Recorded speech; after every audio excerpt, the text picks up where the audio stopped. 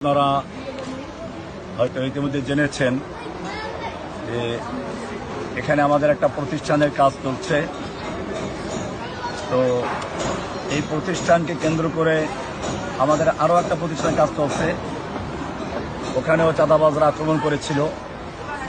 এখানেও এলাকার কিছু সন্ত্রাসী চাঁদাবাজি যারা করে তাদের বদনজর আছে। বিভিন্ন সময় তারা ষড়যন্ত্র করতে চাচ্ছে। আগেও কয়েকবার কেউ ছোটখাটো কাজ করেছে। তো আজকে আমি সকাল 11:30টায় এখানে আসি। আমি যখন এইখান দিয়ে ঢুকতেছিলাম, হঠাৎ পিছনে একটা বিকট আওয়াজ পাই। পরে তাকে দেখি যে ধোঁয়া উঠতেছে। তো এটা আমি মনে করি এখানে পুলিশ প্রশাসন এসেছেন, আলহামদুলিল্লাহ তাদের ধন্যবাদ জানাই।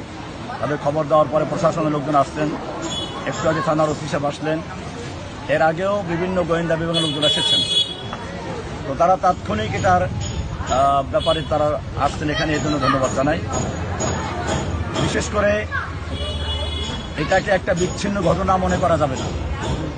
এখানে আগেও চেষ্টা করা হয়েছে বিভিন্ন সন্ত্রাসী কর্মকাণ্ড করার জন্য, এখনও সেটাই হচ্ছে। নতুন করে আমার কাছে মনে হচ্ছে ওসমান হাদি চত্বরে, অর্থাৎ বিগত শাহবাগ চত্বরে আমি জুমার সালাত আদায় করেছিলাম এবং সেক্ষেত্রে ওসমান হাদির পক্ষে জোরালো বক্তব্য দিয়েছিলাম জুমার খুতবাতে। এরপর থেকে মূলত সেই ওসমান হাদি হত্যার সঙ্গে যারা জড়িত আছে, আমার কাছে মনে হচ্ছে, এটা প্রশাসন তদন্ত করে বের করবে, আমার কাছে মনে হচ্ছে যে ওসমান হত্যার সঙ্গে যারা জড়িত আছে তারা এলাকার সন্ত্রাসী চাঁদাবাজদের দিয়ে একটা বড় ধরনের কোনো অঘটন ঘটাবার চেষ্টা চালাচ্ছে। সেই জন্য আমি প্রশাসনকে বলবো এই বিষয়টাকে হালকাভাবে না নিয়ে গুরুত্ব সহকারে তদন্ত করে এর পিছনে কারা জড়িত আছে এদের খুঁজে বের করে দৃষ্টান্তমূলক শাস্তি দেওয়া হবে। তো এর বেশি কিছু বলতে চাচ্ছি না। আমরা চাই যে দেশে শান্তি ফিরে আসুক। ফ্যাসিস্ট, স্বৈরাচার, খুনি হাসিনা পালিয়ে গেছে। এখন দেশ পুনর্বার স্বাধীনতা লাভ করেছে। এখন আমরা জুলাই পরবর্তী বাংলাদেশে কোনো সন্ত্রাস, কোনো চাঁদাবাজ দেখতে চাই না। আমরা সবাই সম্মিলিতভাবে, প্রশাসন, আমরা, এদেশের জনগণ সম্মিলিতভাবে সকল প্রকার অন্যায়, বিশৃঙ্খলা, চাঁদাবাজ, সন্ত্রাস এগুলোর মোকাবেলা করব। সেক্ষেত্রে আপনাদেরও সহযোগিতা কামনা করছি। আপনারা যারা ছুটে এসেছেন, আলহামদুলিল্লাহ, আপনাদের আল্লাহ তাআলা কবুল করুন। আল্লাহ তাআলা আপনার জাযা দান করুন। এরকমভাবে যখনই কোনো রকমের আপনাদেরকে ডাকা হবে বা আপনারা খবর পাবেন, ইনশাআল্লাহ সহযোগিতা করে যাবেন। আমাদের পক্ষ থেকে দোয়া থাকবে। আমরা কোনো বিশৃঙ্খলা করতে চাই না।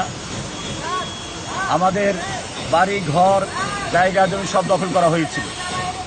আমার এ পাশে আর একটা জমি ছিল, ওটা দখল করা হয়েছিল। ওইটা মূলত আমি বের হওয়ার পরে দখলমুক্ত হয়, পরে বিক্রি করে ওই টাকা দিয়ে মূলত এই জায়গাটা কাজ চলছে। এছাড়া আমাদের আর একটা কাজ চলতেছে কাদেরাবাদ হাউজিং। ওটা মূলত আলিমান ফাউন্ডেশনের প্রধান কার্যালয়ে যেতে হবে। তো ওখানেও একবার চাঁদাবাজরা হামলা করেছিল, সেটা আপনারা দেখেছেন। স্থানীয় কিছু সন্ত্রাসী চাঁদাবাজ এরা এখানে হামলা করেছিল। সে সময়ও বিএনপি দলের থেকে মাশাআল্লাহ এখানে পদক্ষেপ নেওয়া হয়েছিল তাৎক্ষণিকভাবে। এবং হামলার সাথে জড়িত যে ছাত্র দলের ছাত্রদল তো না, ওই যে শ্রমিক দল, কৃষক দল, এদের যারা জড়িত ছিল তাদের বহিষ্কার করা হয়েছে, কিন্তু তাদের তখন গ্রেপ্তার করা হয় নাই। তো আমি এজন্য প্রশাসনকে বলবো, এ সমস্ত হামলার সঙ্গে যারা জড়িত আছে তাদেরকে হালকাভাবে না নিয়ে এদেরকে আইনের আওতায় নিয়ে আসা। যদি এদেরকে ছেড়ে দেওয়া হয় তো এরা আরও বড় ধরনের বিশৃঙ্খলা করার সাহস করবে। সেজন্য এই কাজের সাথে যারা জড়িত আছে তাদেরকে খুঁজে বের করে, তারা নেতৃত্ব দিচ্ছে তাদের বের করে দৃষ্টান্তমূলক শাস্তি দেওয়া হোক, এটাই আমার দাবি।